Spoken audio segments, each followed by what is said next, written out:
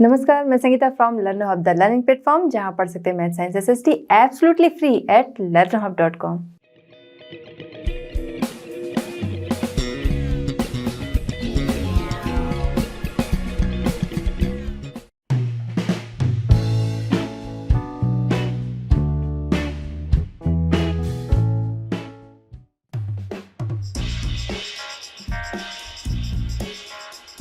चलिए बच्चों, देखते हैं हमारा आज का चैप्टर स्टार्ट करते हैं। क्वेश्चन नंबर 1 हमारा है, here are some false statements. आपके सामने कुछ फॉल्स स्टेटमेंट्स है।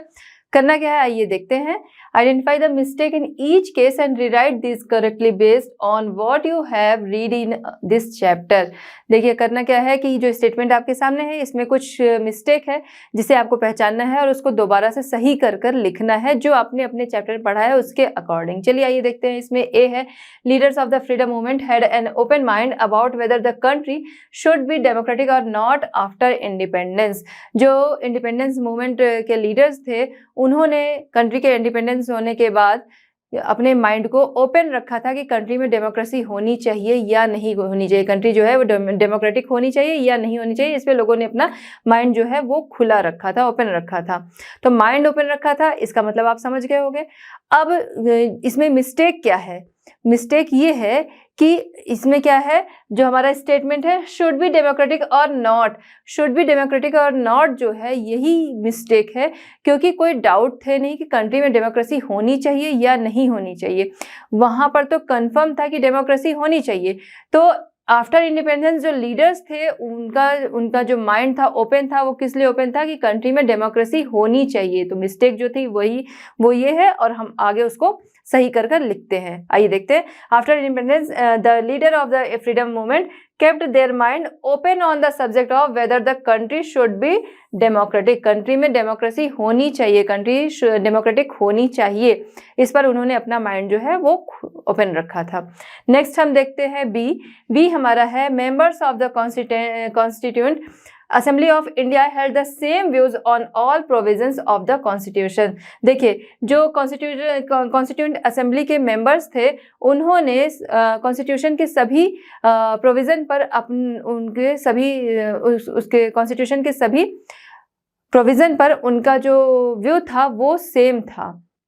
तो ये स्टेटमेंट जो है इसमें क्या गलती है कि जो सेम व्यू था ये वाली बात है वो गलत है। उनमें बहुत सारे कॉन्फ्लिक्ट थे, उनमें काफ़ी उनका जो व्यू था वो अलग अलग था चीज़ों को लेकर, लेकिन जो कॉन्स्टिट्यूशन का मेन प्रिंसिपल था उसको लेके उनके व्यू जो थे वो समान थे। मतलब लोगों में डिबेट्स हुई, बातें हुई, लेकिन जो लास्ट में प्रिंसिपल जो बना कॉन्स्टिट्यूशन का उस पे सभी एक मत थे। तभी ये बन पाया, क्योंकि इसको तैयार करने में करीब 3 साल लग गए और इस पे डिबेट्स जो थी वो 114 डेज तक इस पे डिबेट्स भी चलती रहीं और फाइनली सभी की मर्जी से सभी की सिमिलर राय के बाद जो हमारा कॉन्स्टिट्यूशन है वो पारित हुआ। तो इसमें क्या है कि जो ये है कि सभी की राय जो थी वो सभी के व्यू जो थे वो एक जैसे थे, वो गलत है। लोगों के व्यू जो थे वो अलग अलग थे, लेकिन जो प्रिंसिपल उसका था जो बाद में रेडी हुआ उस पे सभी एक मत थे। The members of the constituent assembly had different views on various issue. उनके बीच में बहुत सारे इशू थे जिसपे क्या थे, उनके जो राय थी वो अलग अलग थी, but they held a similar opinion on the basic principle of the constitution।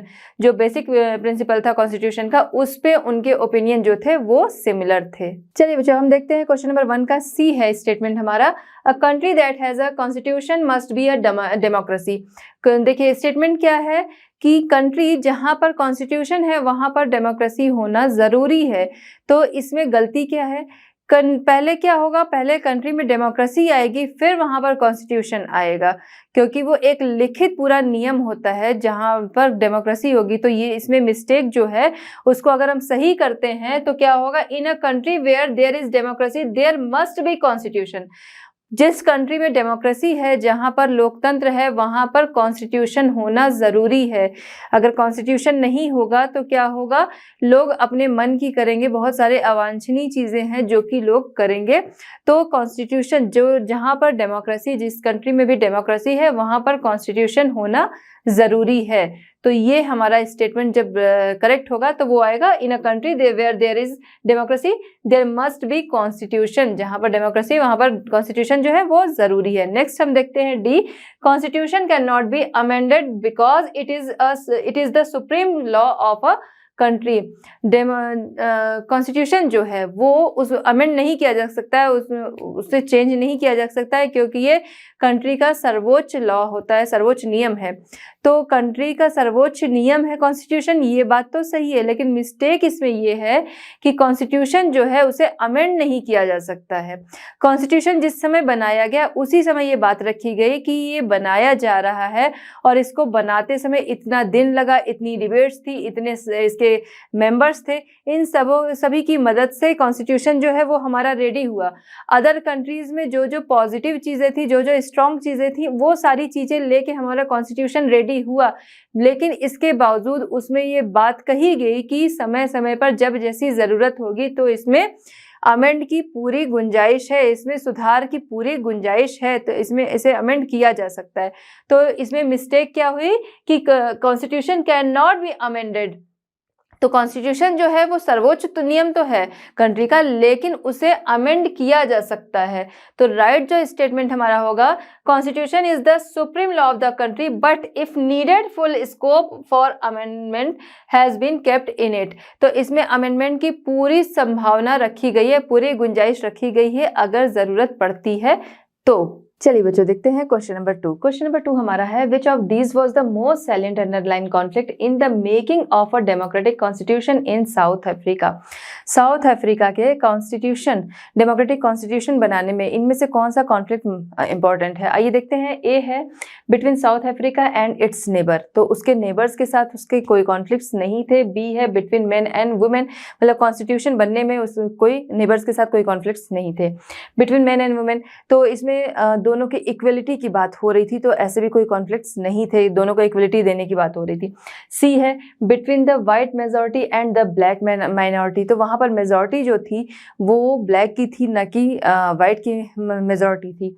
फिर हम आते हैं डी। डी हमारा है between the coloured minority and the black majority, between the coloured minority and the black majority. अब हम आते हैं तो ब्लैक मेजॉरिटी, जो ब्लैक मेजॉरिटी की अगर बात हो रही है तो वहाँ पर मेजॉरिटी ब्लैक की ही थी, न कि वो कलर्ड की थी, ना इंडियंस की थी और ना ही वो वाइटिश की थी।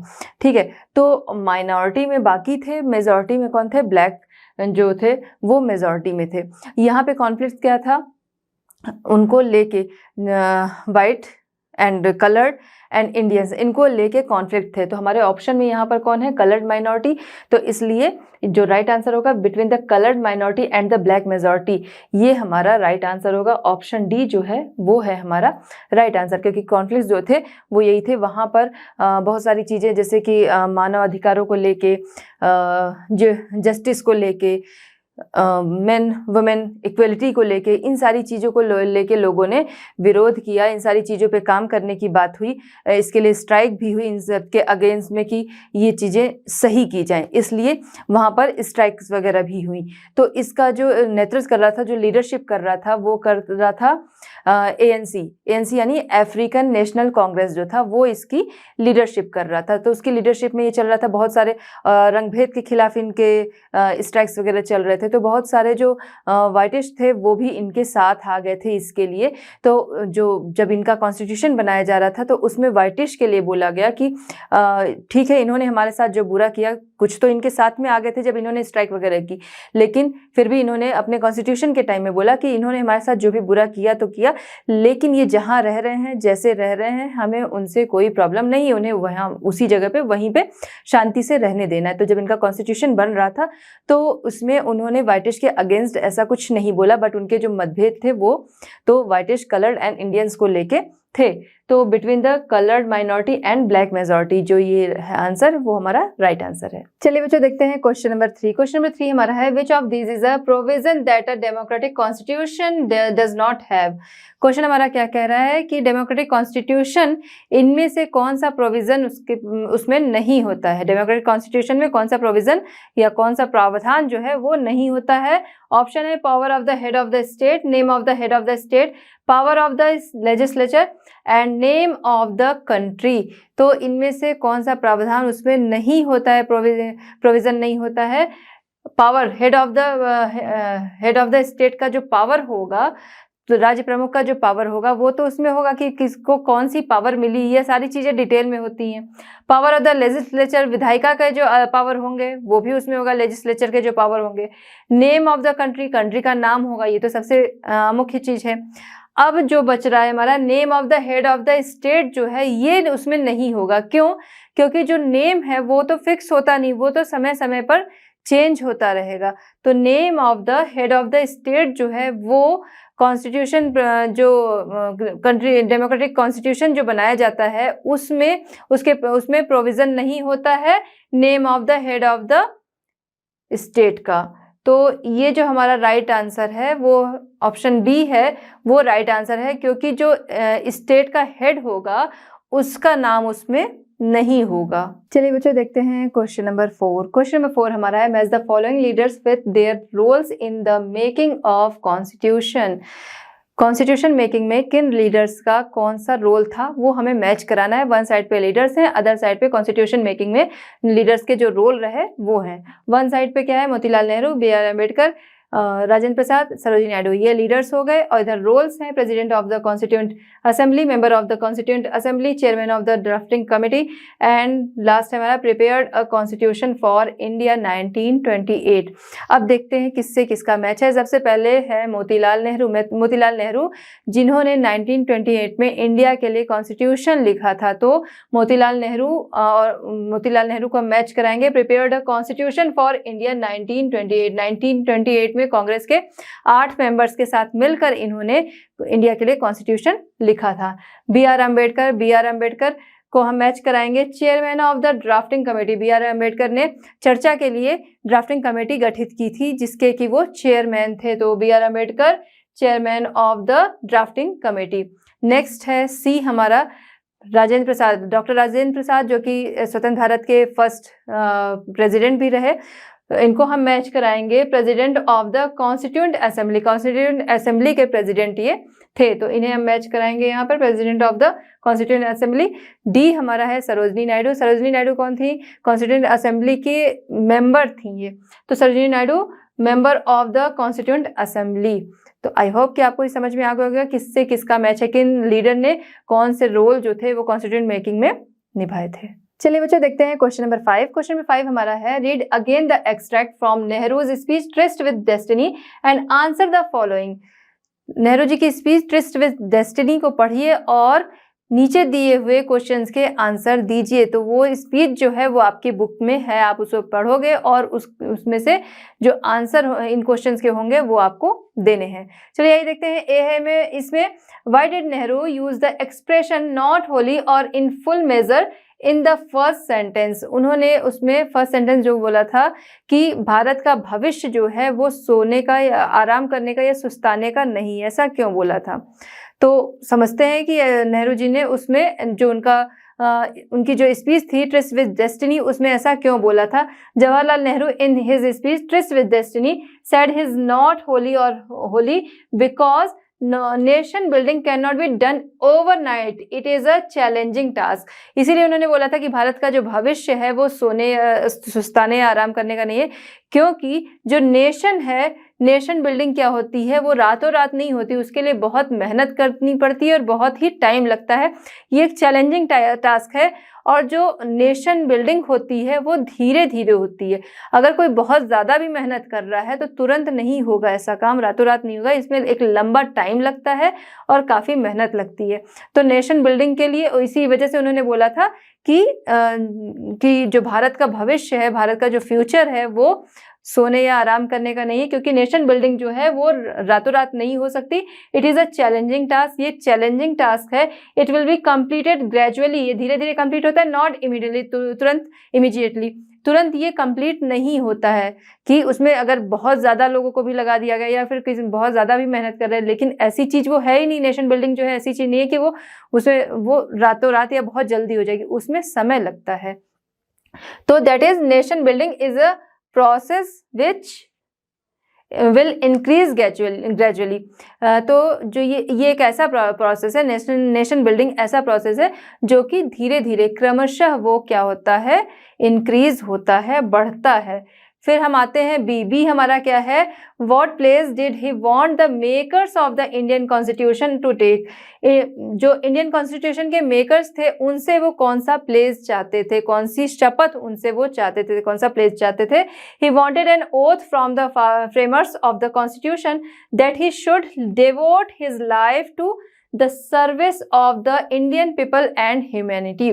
तो उनसे वो क्या प्लेस चाहते थे कि उन Indian people and humanity, India के लोग और मानवता के लिए वो जो कॉन्स्टिट्यूशन फ्रेमर्स हैं वो अपनी लाइफ को उसके लिए अर्पित कर दें, वो अपनी life devote his life the service, लोगों के लिए और मानवता की सेवा के लिए वो अपनी लाइफ को डिवोट कर दें, ऐसा वो प्लेस चाहते थे जो कॉन्स्टिट्यूशन फ्रेमर्स थे उनसे। नेक्स्ट है सी हमारा, the ambition of the greatest man of our generation has been to wipe every tear from every eye. Who was he referring to. देखिए अब ये वाले जो स्टेटमेंट है कि the ambition of the greatest man of our generation, उसमें उन्होंने बोला था कि हमारी जनरेशन के ग्रेटेस्ट पर्सन जो हैं उनका ये एम्बिशन है कि हर आँखों से हर आंसू को पोंछना। Every eyes and every tear की बात वहाँ हुई थी कि हर आँखों से हर आंसू को पोंछना, ऐसा अपनी जनरेशन के किस पर्सन के लिए उन्होंने, किस ग्रेटेस्ट मैन का एम्बिशन उन्होंने बताया था। ऐसा बताते हुए किसकी ओर इशारा कर रहे थे, तो उनका जो इशारा था कि कौन सा उनकी जनरेशन का कौन सा ऐसा पर्सन है जो कि हर किसी की आंख से हर आंसू को वाइप करना चाहता है, यानी कि उनके कष्टों को दूर करना चाहता है, उनकी प्रॉब्लम्स को दूर करना चाहता है। तो उनका इशारा जो था वो रेफर कर रहे थे महात्मा गांधी की ओर, महात्मा गांधी की तरफ उनका इशारा था। By saying this he was referring to Mahatma Gandhi, Mahatma Gandhi की तरफ उनका इशारा था कि वो उनकी जनरेशन का ग्रेटेस्ट पर्सन, जो कि ग्रेटेस्ट पर्सन का ये एम्बिशन है कि हर आंख से हर आंसू को पोंछना, वाइप करना। चलिए बच्चों देखते हैं क्वेश्चन नंबर 6। क्वेश्चन नंबर 6 हमारा है, here are some of the guiding values of the constitution and their meaning, rewrite them by matching them correctly. Question हमारा क्या कह रहा है कि आपको कॉन्स्टिट्यूशन की कुछ गाइडिंग वैल्यूज दी हुई हैं, उनकी अदर साइड में उनकी मीनिंग है, उसके साथ मैच कराना है और दोबारा से लिखना है। और यहाँ पर मैं सिर्फ आपको मैच करा के दिखा रही हूँ। चलिए सबसे पहले वन साइड पे हमारा है sovereign, republic, fraternity and D है सेक्युलर। अदर साइड पे है government will not favour any religion, people have the supreme right to make decision, head of the state is an elected person and fourth हमारा है people should live like brothers and sister. चलिए सबसे पहले क्या है sovereign. Sovereign क्या हो गया, संप्रभुता, मतलब कि प्रभुत्व, प्रभुत्व मतलब पावर, तो लोगों को अपने डिसीजन लेने की पावर है, तो इसको सॉवरेन को हम मैच कराएंगे people have the supreme right to make decision, लोगों के पास अपने डिसीजन लेने के लिए सुप्रीम पावर है, इससे हम सॉवरेन को मैच कराएंगे people have the supreme right to make decision, संप्रभुता। नेक्स्ट है रिपब्लिक, रिपब्लिक को किससे मैच कराएंगे, head of the state is an elected person, क्योंकि जहां पर रिपब्लिक होगा वहां पर क्या होगा, वहीं पर जो वहां का जो हेड होगा वो लोगों के द्वारा इलेक्टेड होगा, लोगों के द्वारा चुना हुआ होगा। तो रिपब्लिक यानी कि गणतंत्र जो है, head of the state is an elected person. Next हमारा है फ्रेटर्निटी, फ्रेटर्निटी क्या हो गया, बंधुत्व या भाईचारा कह सकते हैं, मतलब लोग एक दूसरे के साथ परिवार की तरह लोगों का रहना, भाई बहन की तरह रहना, परिवार की तरह रहना। फ्रेटर्निटी को मैच करेंगे people should live like brothers and sisters, तो ब्रदर एंड सिस्टर्स की तरह कहाँ रहते हैं, फैमिली में ही तो रहते हैं, तो इसलिए फ्रेटर्निटी को मैच कराएंगे हम people should live like brothers and sister, परिवार की तरह रहना। सेकुलर, सेकुलर क्या हो गया, धर्मनिरपेक्ष, मतलब जिसका कोई धर्म नहीं है। तो जो गवर्नमेंट होती है, वो कंट्री की जो गवर्नमेंट होती है वो क्या होती है, वो धर्मनिरपेक्ष होती है, वो किसी भी वो फेवर नहीं करती किसी भी रिलीजन का। तो सेकुलर को मैच कराएंगे government will not favour any religion, जो कि वो गवर्नमेंट जो कि किसी भी रिलीजन का फेवर नहीं करती, वो उसे कहेंगे हम धर्मनिरपेक्ष या फिर सेकुलर, जो कि गवर्नमेंट जो कि किसी भी रिलीजन का, किसी भी धर्म का फेवर नहीं करती। आई होप कि आप समझ गए होंगे। अब आप इसको सही तरीके से लिख लीजिएगा। चलिए बच्चों देखते हैं क्वेश्चन नंबर 7। क्वेश्चन नंबर 7 हमारा है, how did your school celebrate constitution day on November 26? Prepare a brief report. Constitution day November 26 को मनाया जाता है। आपके स्कूल में ये किस तरह से सेलिब्रेट किया जाता है ये आपको बताना है। हर जगह पे अलग अलग तरह से किया जाता है सेलिब्रेट। काफ़ी हद तक सिमिलरिटी रहती है, लेकिन कुछ चीज़ें हर जगह पे चेंज रहती हैं। तो इसको कैसे आपके यहाँ सेलिब्रेट करते हैं ये आप मुझे बताओगे। कुछ पॉइंट्स पे बात करते हैं कि ये किस तरह से सेलिब्रेट किया जाता है बहुत जगहों पे, और क्यों इसे सेलिब्रेट करते हैं, कब से इसकी शुरुआत हुई। चलिए बात करते हैं।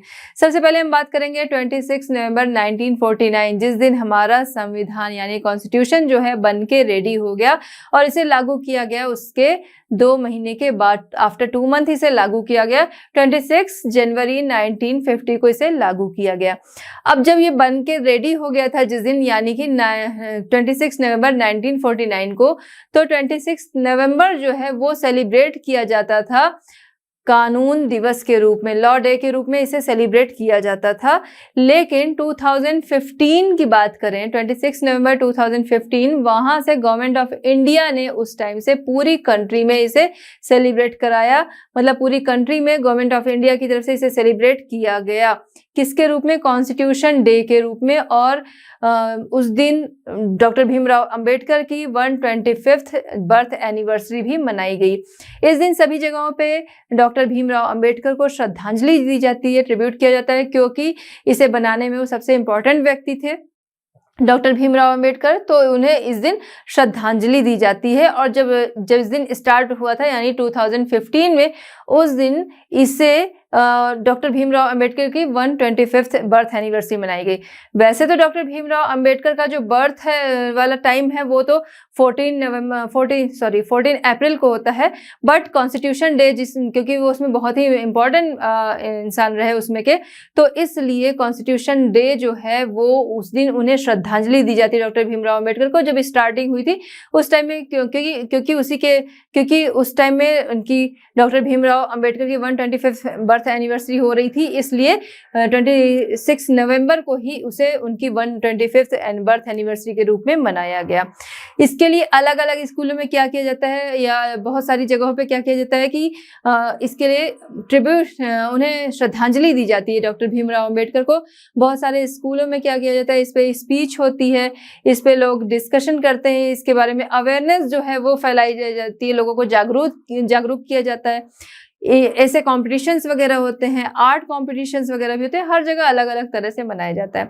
अब आपके यहाँ कैसे मनाया जाता है ये आप मुझे बताओगे। आइए चलिए देखते हैं। Constitution day which is celebrate on 26 November. Earlier on 26 November it was celebrate as law day. Earlier from 26 November 2015 it was celebrated by the government of India as Constitution Day all over the country. On this day, people pay tribute to Ambedkar. In 2015, it was celebrated as the 125th birth anniversary of Ambedkar. In many places, it is organized on a large scale. बहुत सारी जगहों पे ये large scale पर celebrate किया जाता है। If we talk about schools, school के बारे में अगर बात करें, then on that the tribute is paid to Ambedkar in schools. Speech and essay competitions are organized. People are made aware of the constitution. लोगों को अवेयर किया जाता है हमारे कॉन्स्टिट्यूशन के बारे में, क्योंकि इसके बारे में हमें जानना ज़रूरी है, हमें जानना चाहिए और जानना ज़रूरी है। आई होप कि आप समझ गए होंगे कि कॉन्स्टिट्यूशन डे जो है वो किस दिन मनाते हैं और क्यों मनाते हैं। ये चीज़ें आप समझ गए होंगे। और आपके स्कूल में इसे कैसे सेलिब्रेट करना है इसका आंसर आप मुझे दोगे। चलिए बच्चों देखते हैं क्वेश्चन नंबर 8। क्वेश्चन नंबर 8 हमारा है, here are different opinions about what made India democracy. How much importance would you give to each of these factors. क्या है? Here are different opinions what made India democracy. India के democracy बनने में different opinions यहाँ पर हैं, जिसके बारे में हर किसी के बारे में आपको बताना है कि आप उसे कितनी इंपॉर्टेंस दे रहे हैं। यहाँ पर 3 ओपिनियंस आपके सामने होंगे, आपको सबके बारे में बात करनी है, सबके बारे में बताना है, आप उसे कितनी इंपॉर्टेंस देते हैं। चलिए स्टार्ट करते हैं। सबसे पहले हम बात करेंगे यहाँ पर ए की। ए है democracy India is a gift of the British rulers. Democracy India में, डेमोक्रेसी जो है वो ब्रिटिश रूलर्स की तरफ से इंडिया के लिए गिफ्ट। ठीक है। We are receive training to work with representative legislative institution under the British rule. Democracy जो कि इंडिया ब्रिटिश रूलर्स की तरफ से इंडिया के लिए गिफ्ट था, और यहाँ हमने मीन्स यहाँ पर भारतीयों से मतलब है, इंडियन से मतलब है, यहाँ हमने ब्रिटिश रूलर्स के अंडर में रिप्रेजेंटेटिव लेजिस्लेटिव इंस्टीट्यूशंस के साथ काम करने की ट्रेनिंग पाई, काम करने का प्रशिक्षण पाया या मिला। चलिए बात करते हैं। अब सबसे पहले इंडियन कॉन्स्टिट्यूशन की बात करेंगे। इंडियन कॉन्स्टिट्यूशन जो हमारा है उसे बनाने में ब्रिटिश कॉन्स्टिट्यूशन से बहुत हेल्प मिली, जो कि बेस्ड था डेमोक्रेसी पे। हमारे यहाँ डिमांड क्या थी? हमारे यहाँ की डिमांड थी डेमोक्रेसी की, न तो राजशाही, न तानाशाही, न मोनार्कियल और न तो तानाशाही की डिमांड थी। हमारी डिमांड थी डेमोक्रेसी, लोकतंत्र की डिमांड थी। तो जब हमारा कॉन्स्टिट्यूशन बनने लगा तो उसमें बहुत ज़्यादा हेल्प मिली ब्रिटिश कॉन्स्टिट्यूशन से, जो कि बेस्ड था किस पे? डेमोक्रेसी से पे बेस्ड था। और जो इंडियंस थे या हमें या हम या फिर कह सकते हैं हम इंडियंस जो थे, तो ब्रिटिश रूलर्स के अंडर में रिप्रेजेंटेटिव लेजिस्लेटिव इंस्टीट्यूशन, प्रतिनिधि विधायी संस्थानों के साथ काम करने का प्रशिक्षण दिया गया या ट्रेनिंग जो है वो मिली। While designing our constitution, we got a lot of help from British Constitution based on democracy. ठीक, the Indians also received training to work with representative legislative institutions under British rule, as क्योंकि Indian Council Act जो था, Indian council act के पास होने के साथ ही बहुत सारे इंडियंस जो थे उन्होंने पार्टिसिपेट किया किसमें? पार्लियामेंट पे, जहां पर उन्हें ज़रूरी प्रशिक्षण दिया गया, जहां पर उन्हें ज़रूरी ट्रेनिंग दी गई। इसीलिए अंडर ब्रिटिश रूल हमें रिप्रेजेंटेटिव लेजिस्लेटिव इंस्टीट्यूशंस के साथ काम करने का प्रशिक्षण दिया गया। ठीक, rule as with the passing of the Indian councils act, Indians participated in the parliaments which gave them required training, जहां पर उन्हें जो required training थी वो दी गई। अब हम बात करेंगे नेक्स्ट पॉइंट की। चलिए बच्चों देखते हैं क्वेश्चन नंबर 8 का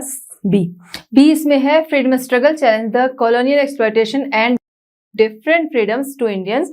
free India could not be anything but democratic. देखिए यहाँ पर क्या है? फ्रीडम स्ट्रगल ने चैलेंज किया किसे?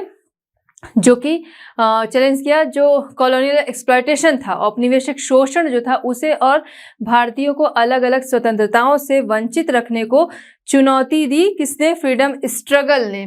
फ्री इंडिया मतलब कुछ और नहीं बल्कि डेमोक्रेटिक था, बल्कि लोकतंत्र। Free India could not be anything but democratic. Free India कुछ और नहीं बल्कि डेमोक्रेटिक हो सकता है, लोकतंत्र हो सकता है।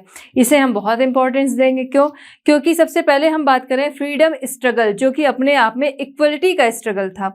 अब अगर लोगों को इक्वलिटी के राइट्स नहीं दिए जाते, ठीक है, फ्रीडम स्ट्रगल किसे था? इक्वलिटी का स्ट्रगल था। अगर लोगों को इक्वलिटी के राइट्स नहीं दिए जाते तो लोगों को क्या लगता, या फिर जो गवर्नमेंट आती, जो इंडियन गवर्नमेंट होती, वो मोनार्कियल होती, राजशाही होती या तानाशाही होती, तो इससे क्या होता? लोगों को लगता कि उनके साथ विश्वासघात हुआ है, क्योंकि जो स्ट्रगल जिस लिए हो रहे थे तो उनको क्या लगता कि ये उनके साथ विश्वासघात हुआ है और इसके साथ ही वो विद्रोह भी कर सकते थे। इसलिए उनका कहना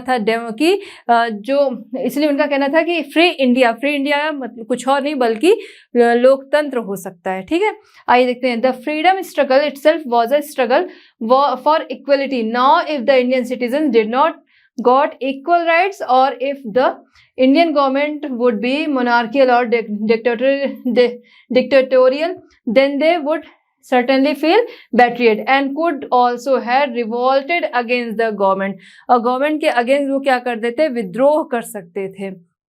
तो इसलिए जो ये स्ट्रगल थे इक्वलिटी के थे और आगे इक्वलिटी पे इसमें काम किया गया, तो इसे हम इंपॉर्टेंस इसलिए देते हैं। चलिए बच्चों देखते हैं क्वेश्चन नंबर 8 का सी हमारा है we are lucky to have leaders who had democratic convictions the denial democracy in several other newly independent countries show the important role of these leaders. देखिए यहाँ पर क्या है, हम भाग्यशाली हैं कि हमारे पास डेमोक्रेटिक कन्विक्शंस, लोकतांत्रिक दृढ़ता वाले लीडर्स थे।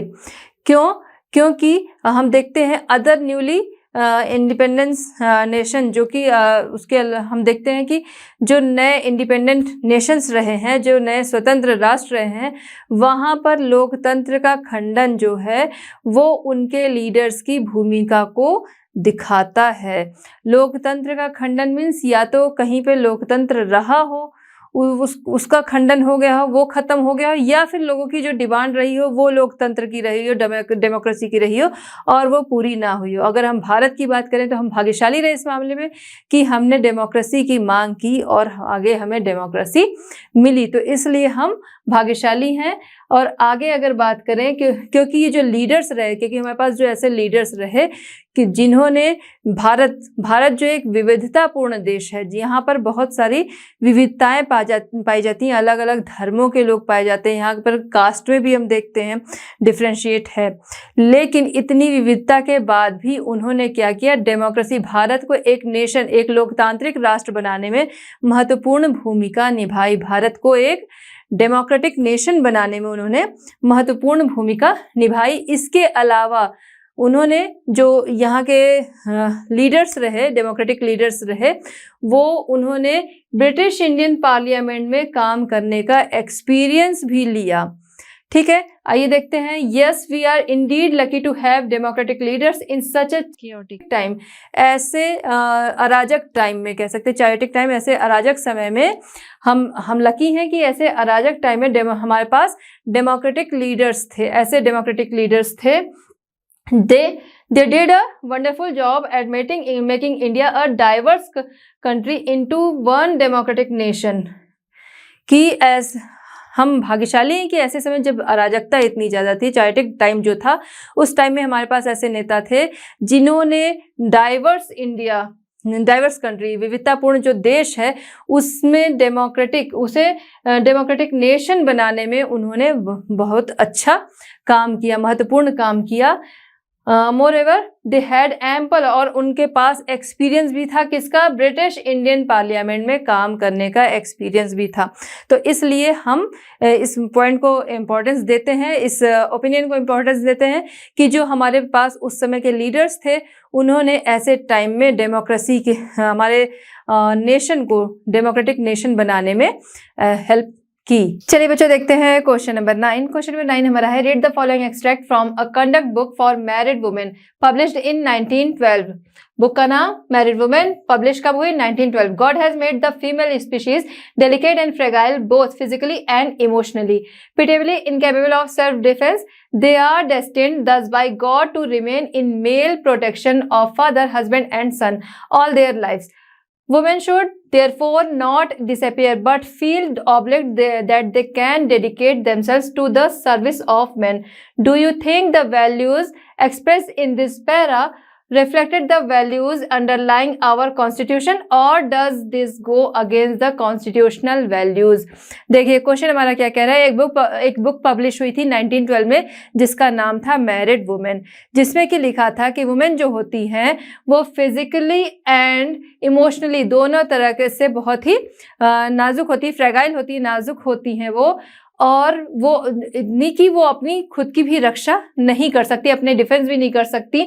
देयर आर डेस्टिन्ड दस बाय गॉड टू रिमेन, उन्हें इस वजह से उनकी लाइफ जो है वो ईश्वर ने इस तरह से बनाई कि लाइफ टाइम वो मेल के संरक्षण में रहती हैं, जो कि उनका पति हो सकता है, उनका बेटा एंड उनके फादर उनके संरक्षण में रहना उनकी लाइफ है, जिससे उन्हें निराश होने की ज़रूरत नहीं है। But feel obliged that they can dedicate themselves, और उन्हें इसमें खुश होना चाहिए, कि इसमें संतोष करना चाहिए, और उन्हें अपनी जो लाइफ है वो क्या करना चाहिए, सर्विस ऑफ मैन की सर्विस करना चाहिए, पुरुष की सेवा करनी चाहिए।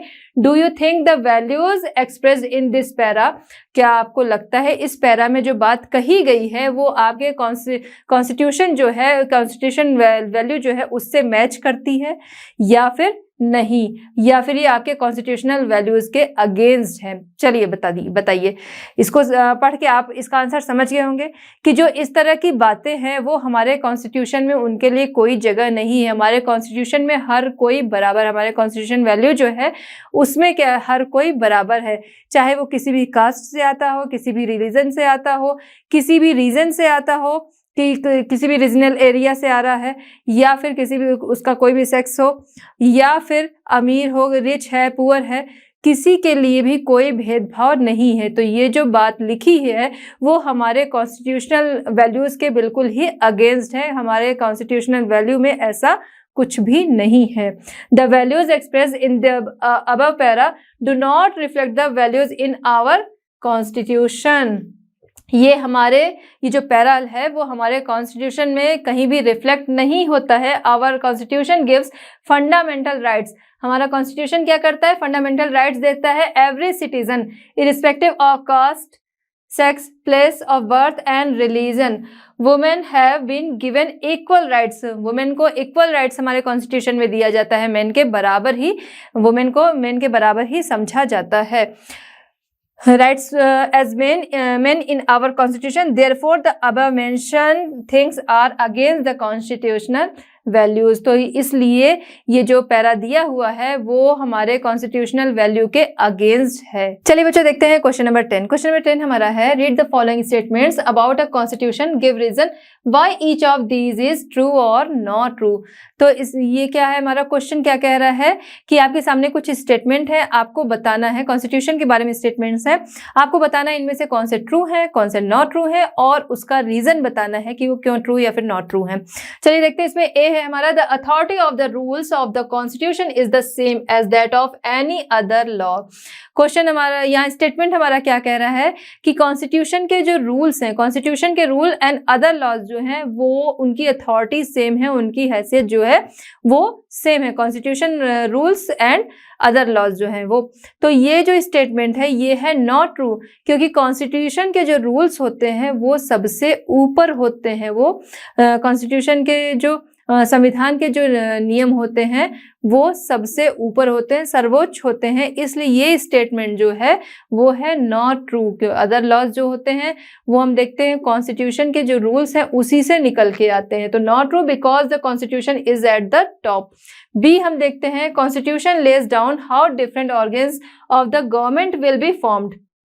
अब देखिए बी में क्या कह रहा है कि गवर्नमेंट के सरकार के जो डिफरेंट ऑर्गेन्स होते हैं, सरकार के विभिन्न अंग जो होते हैं वो कॉन्स्टिट्यूशन बताता है कि उनका गठन कैसे किया जाए, उन्हें फॉर्म कैसे किया जाए। कॉन्स्टिट्यूशन बताता है कि सरकार के विभिन्न अंग जो हैं, डिफरेंट ऑर्गेन्स जो हैं वो किस तरह से फॉर्म किए जाए, किस तरह से उसे गठित किया जाए। तो ये क्या है, ये ट्रू है, क्योंकि ट्रू है because the powers of the governance system, its role, everything is decided by the constitution.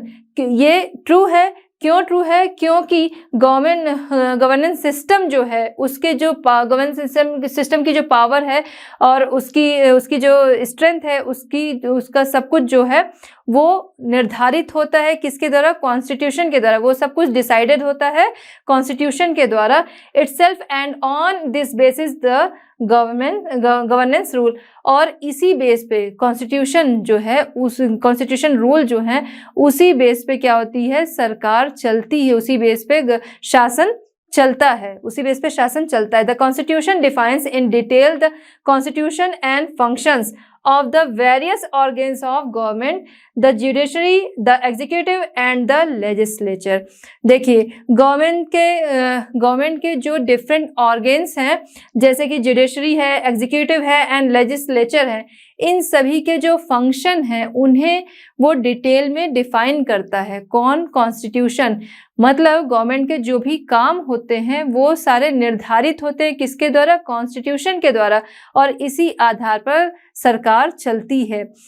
अगर कॉन्स्टिट्यूशन ना हो, जैसे अगर लोकतंत्र है जहाँ पर सभी आज़ाद हैं अपने कामों को करने के लिए, जो रूलर है कह सकते हैं, जो गवर्नमेंट है, जो सरकार है, वो कोई भी निर्णय लेने के लिए, कोई भी डिसीजन लेने के लिए वो क्या है? स्वतंत्र है, इंडिपेंडेंट है। लेकिन एक कंट्रोल होना चाहिए। अगर कंट्रोल नहीं है तो क्या होगा? तानाशाही हो जाएगी।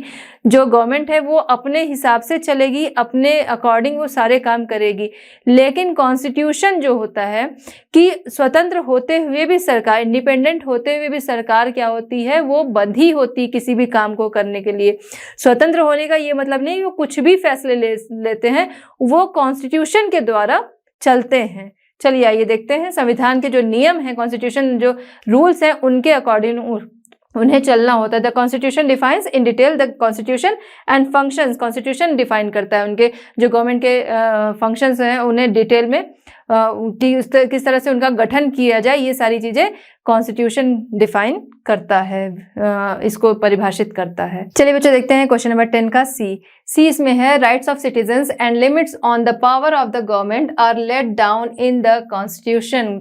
देखिए स्टेटमेंट हमारा क्या कह रहा है कि सिटीजन्स के राइट्स जो हैं वो और उनकी लिमिट जो है, सिटीजन्स के right and limit and government के जो पावर हैं ये सभी कॉन्स्टिट्यूशन में लेट हैं, कॉन्स्टिट्यूशन में ये इन चीज़ों का भी उल्लेख है।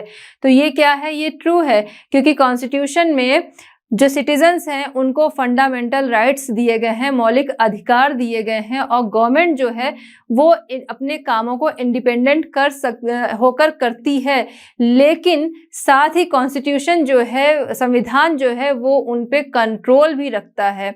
अगर कंट्रोल नहीं रखेंगे मतलब उसमें उसके जो नियम है, उसके जो रूल्स हैं उसके अकॉर्डिंग ही गवर्नमेंट को काम करना होता है। गवर्नमेंट क्या करती है, डिसीजन ले सकती है फ्री होके, गवर्नमेंट काम कर सकती है फ्री होके इंडिपेंडेंटली, लेकिन जो कॉन्स्टिट्यूशन के रूल्स हैं उनके अकॉर्डिंग ही चलना होता है। तो कॉन्स्टिट्यूशन गवर्नमेंट क्या है, वो इंडिपेंडेंटली काम करती, स्वतंत्र होकर काम करते हुए भी वो कंट्रोल में होती है कॉन्स्टिट्यूशन के।